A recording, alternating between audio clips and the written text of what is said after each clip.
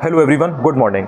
लगातार न्यूज़पेपर में, अखबार में जैसे ही आप सोकर उठते हो तो आप देखते हो कि यूपी पीसीएस परीक्षा 2024 के संबंध में 27 अक्टूबर को लेकर के तैयारियां पूरी हैं और आपका एग्जाम 27 अक्टूबर को ही होगा, ऐसा न्यूज़पेपर में आपको डेली बेसिस पे देखने को मिल रहा है। वास्तविकता ये है कि 27 अक्टूबर को आपका एग्जाम होने वाला नहीं है, लेकिन ये सारी जो असमंजस की स्थिति है, जो ये डाउट है, ये जो इतना परेशानी छात्रों को हो रही है, ये क्यों हो रही है? क्योंकि इसमें शासन और आयोग ने किसी भी तरीके से ढंग से संज्ञान नहीं लिया है छात्रों की समस्याओं का। इस वजह से लगातार छात्रों को प्रॉब्लम का सामना करना पड़ रहा है। ये प्रॉब्लम पूरी कहाँ से शुरू हुई थी, क्या हुआ था, उनके बारे में थोड़ा सा एक शॉर्ट में बताऊंगा। बहुत से लोगों को अभी ये कन्फ्यूजन हो रहा है कि ये सारा जो सीन है ये चल क्या रहा है। कभी परीक्षा एक शिफ्ट में हो रही है, कभी 2 शिफ्ट में हो रही है, कभी नॉर्मलाइजेशन हो रहा है, कभी नहीं हो रहा है, कभी आरओ में नॉर्मलाइजेशन को पक्का कर दिया जा रहा है, लेकिन यूपी पीसीएस में एक ही शिफ्ट में कराया जा रहा है और नॉर्मलाइजेशन की कोई बात भी नहीं आ रही है। तो ये पूरा जो मामला है ये चल क्या रहा है, और इससे हर कैंडिडेट, चाहे कोई सिंसियर कैंडिडेट था, चाहे कोई 4 साल से लगा था, चाहे किसी ने अभी 6 महीने पहले तैयारी शुरू की हो, किसी को भी ढंग से समझ में नहीं आ रहा है कि भाई आखिर हो क्या रहा है और होने क्या जा रहा है। तो आरओ एआरओ आपका टाइम पर होगा या नहीं होगा, उसके बारे में भी बात करूंगा। यूपी पीसीएस प्रीलिम्स की नई प्रस्तावित तिथि क्या है, किसमें आपका एग्जाम हो सकता है, क्या 2 शिफ्ट में अगेन हो सकता है? पहले आपको पता था कि ये चीज हो गई थी कि नहीं, अब यूपी पीसीएस 1 शिफ्ट में होगा, आरओ एआरओ 2 या उससे ज्यादा शिफ्ट में होगा, लेकिन क्या अब यूपी पीसीएस भी 2 शिफ्ट में हो सकता है? नई प्रस्तावित तिथि क्या है? तो इन सारी चीजों के बारे में बात करेंगे। इसके अलावा क्या आरओ एआरओ में नॉर्मलाइजेशन अगर कर दिया जाए तो वो चीज सही है और यूपी पीसीएस में ना की जाए, क्या ये चीज सही है? या फिर दोनों में नॉर्मलाइजेशन होना चाहिए, या फिर दोनों में नहीं होना चाहिए? क्योंकि ऐसा नहीं है कि आरओ एआरओ कोई अलग चीज है, यूपी पीसीएस कोई अलग चीज है। ठीक है, परीक्षा अलग है, लेकिन अगर आप नॉर्मलाइजेशन की दिक्कत अगर आरओ एआरओ में आएगी तो वो यूपी पीसीएस में भी आएगी। तो आरओ एआरओ के जो अधिकतर छात्र हैं उनका कहना ये है कि आप अगर आरओ एआरओ में नॉर्मलाइजेशन कर रहे हो और हमें यहाँ दिक्कत हो रही है इसमें, तो यूपी पीसीएस में भी फिर आप करो, वरना फिर आप दोनों एग्जाम में हटाओ। सिर्फ ऐसा नहीं होना चाहिए कि आप आरओ एआरओ में नॉर्मलाइजेशन को लागू कर दो और यूपी पीसीएस एक शिफ्ट में करा दो। भले ही आप 1-2 महीने और टाइम ले लो, भाई टाइम तो आपने लिया ही है। आप पहले तो यूपी पीसीएस 17 मार्च को कराने वाले थे, आपने अक्टूबर ला दिया, अक्टूबर में भी आप कराने की तैयारी नहीं हो पा रही है। इसी तरीके से जो आरओ एआरओ है 11 फरवरी को आपने कराया, पेपर लीक हो गया, उसके बाद अब आप वो 22 दिसंबर 23 दिसंबर में कराने वाले हो, उसका भी मामला ऐसे ही हो रखा है। तो ये सब चीजें चल क्या रही हैं? देखिए, सीन ये है, 11 फरवरी को आपका आरओ एआरओ का परीक्षा हुई थी, सबको मालूम है, बहुत से लोगों ने पेपर दिया भी था। पेपर बड़े पैमाने पर लीक हो जाता है पूरी तरीके से। इसमें आयोग और शासन फेल रहते हैं इस चीज़ को संभालने में। पेपर लीक हो जाता है, काफ़ी दिन तक छात्र प्रोटेस्ट करते हैं, बहुत दिनों के बाद ये चीज़ एक्सेप्ट होती है फाइनली कि हाँ ठीक है पेपर लीक हुआ था। उसके बाद में जांच वाच चलती है, लोग पकड़े जाते हैं, लगातार आपने देखा वो छूट भी जाते हैं, मौज काट रहे हैं वो मस्त एकदम। उसके बाद में ये हो जाता है कि भाई अब ये जो नकलविहीन परीक्षा करानी है, अब जो पेपर लीक को हमें रोकना है, ये कैसे फर्दर किया जाए, क्योंकि एग्जाम तो आगे होंगे ही भाई, साल 6 महीना 3 महीना 4 महीने बाद एग्जाम तो होंगे।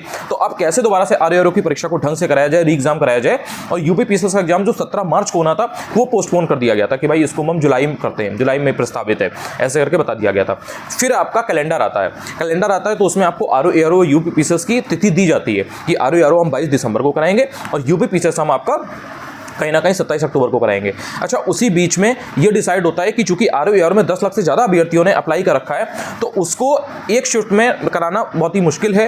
जैसे अभी नॉर्मली होती है ना चीज़ें कि एक आपका सुबह जीएस का पेपर हो जाता है, फिर हिंदी का पेपर होता है, लेकिन वो कायदे में एक ही दिन परीक्षा बोली जाती है कि एक शिफ्ट में हो रही है। अच्छा, जब दोनों पेपर एक साथ हो और एक दिन में 2 शिफ्ट चलें, जैसे 3 घंटे का आपने सुबह लिया पेपर और फिर दोपहर या शाम वाली शिफ्ट जिसको आप बोलते हो उसमें पेपर लिया, तो वो 2 शिफ्ट कही जाती है। तो फिर ये हुआ डिसाइड कि इतने बड़े पैमाने पर जब छात्र अप्लाई कर रहे हैं, तो अगर आप इस तरीके से 2 शिफ्ट में एग्जाम नहीं कराओगे तो एक बार में जब एग्जाम होगा तो उसमें नकल को रोकना और ये जो प्रॉब्लम है छात्रों को मैनेज करना बहुत अपने आप में बड़ी चुनौती होती है। तो शासन का ये आया और आयोग का भी ये आया कि भाई अब हम इसको 2 शिफ्टों में कराते हैं।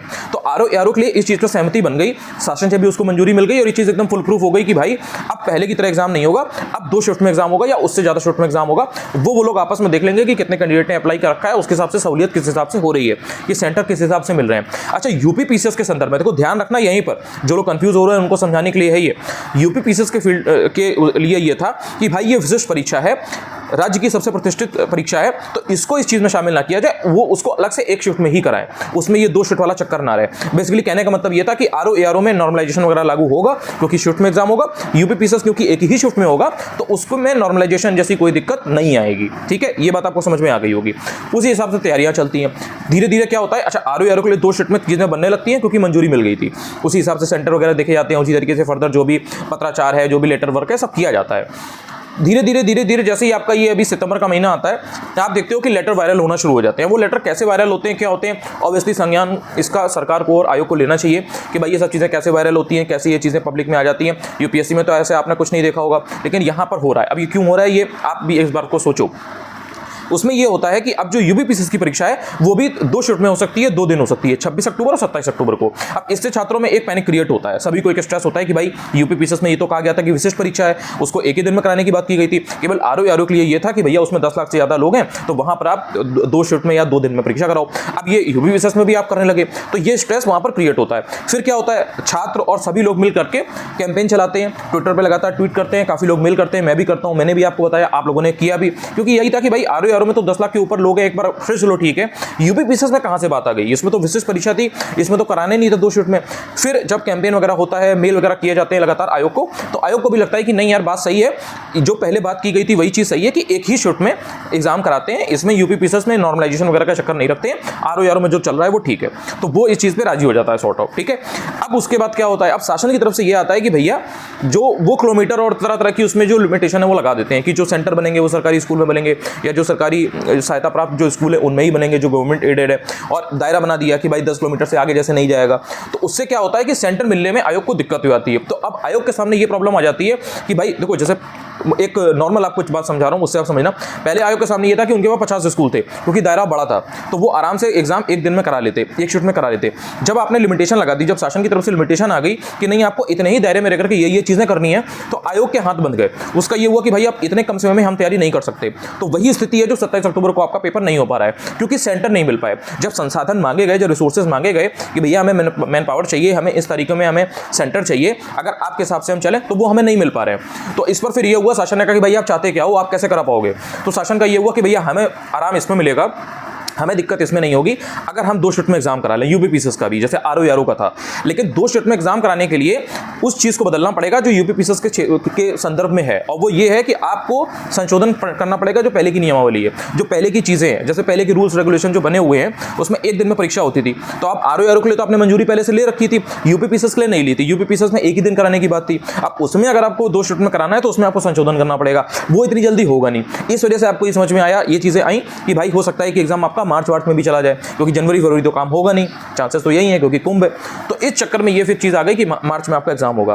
अब चक्कर जो पूरा है वो यही है कि अगर शासन चाहे वो स्कूल कॉलेज और इन सब की जो ये लिमिटेशन है, जो दायरा है, अगर शासन उसमें ढील बरत दे तो आयोग का ये है कि भाई हम एग्जाम करा लेंगे, हमारी तैयारी है। लेकिन अगर आप कहोगे कि नहीं इतने ही दायरे में रहकर के एग्जाम कराओ, तो वो कहीं ना कहीं प्रॉब्लमेटिक है आयोग के लिए। तो अब इसलिए ये बात चल रही है, आयोग का सीधा सीधा है कि भाई उसने अपना एक फॉर्मेट बना के दे दिया कि भाई देखो हमें या तो आप स्कूल सेंटर में प्रोवाइड करा दो दायरा जो है उसको हटा करके, वरना फिर जो आपका दायरा है, जो चीज आप कह रहे हो, शासन से उनका ये है कि भाई जो चीज आप कह रहे हो उसके हिसाब से हम 2 शिफ्ट में एग्जाम करा पाएंगे, हमारी सहूलियत, हमको आराम इसी में है, हम नहीं करा पाएंगे 1 शिफ्ट में। अब इसमें जो छात्र हैं उनके सामने परेशानी ये आ रही है, देखो 90% से ज्यादा लोग हैं उनको ये बात भरोसा हो चुका है कि अब 27 अक्टूबर को यूपीपीसीएस का प्रीलिम्स नहीं होगा, पेपर में जो निकल रहा है वो निकलने दो, वो ऐसे ही निकालते रहते हैं। जब 17 मार्च को पेपर जब होना था ना, उसमें भी ऐसे ही निकल रहा था। पिछले 10 दिन पहले तक, मतलब 10 दिन पहले तक यही सब चीजें निकल रही थी कि 17 मार्च को पेपर होगा, 17 मार्च को पेपर होगा, फिर एकदम से निकाल दिया कुछ नहीं होगा, पेपर स्थगित हो गया, जैसे ही नोटिस आई तुरंत बदल गए।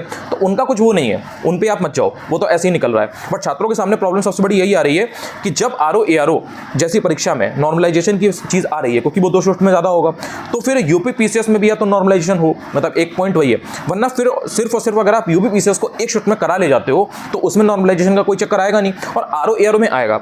और ये बात बहुत वाजिब है, इससे सब लोग इत्तेफाक रखते हैं, सब एग्री करते हैं कि अगर नॉर्मलाइजेशन होगा तो कहीं ना कहीं दिक्कत तो आती है। मतलब 100 लोग से अगर आप पूछोगे तो उसमें से 95% लोग आपको यही बताएंगे कि हाँ भाई नॉर्मलाइजेशन से दिक्कत आती है। तो कोई बहुत खुश नहीं है आरओ के अभ्यर्थी। तो अब यही पूरा पेच फंसा हुआ है। अब इसमें अच्छा एक बात ये भी आ रही है कि आरओ में 10 लाख से ज़्यादा लोग हैं, तो उसमें कहीं ना कहीं और कोई चारा नहीं बचता और कोई ऑप्शन नहीं बचता है कि 2 शिफ्ट में कराना ही पड़ेगा, 2 या उससे ज़्यादा शिफ्ट में कराना ही पड़ेगा। जबकि यूपीपीसीएस के संदर्भ में ये चीज़ है कि 5 लाख से ऊपर कैंडिडेट है उनको 1 शिफ्ट में कराया जा सकता है। बट बात वही है कि शासन जो है ना, वो जो दायरा है, वो जो लिमिटेशन है कि भाई इतने ही में आपको कराना है, तो उसमें ढील बरत दे शासन तो आयोग करा लेगा। अब बात वही है कि छात्रों का कहना ये है, छात्रों के सामने परेशानी ये आ रही है कि भैया जब आरओ के लिए आप एसओपी को नहीं बदल सकते, आप चीज़ों को नहीं बदल सकते, आप जो दायरा है उसे नहीं खोल सकते हो, उसमें ढील नहीं बरत सकते। आपका ये है कि नहीं हम इतने ही दायरे में कराएंगे, लेकिन हम 2 शिफ्ट में कराएंगे, 3 शिफ्ट में कराएंगे, क्योंकि हम ये चीज़ नहीं कर सकते।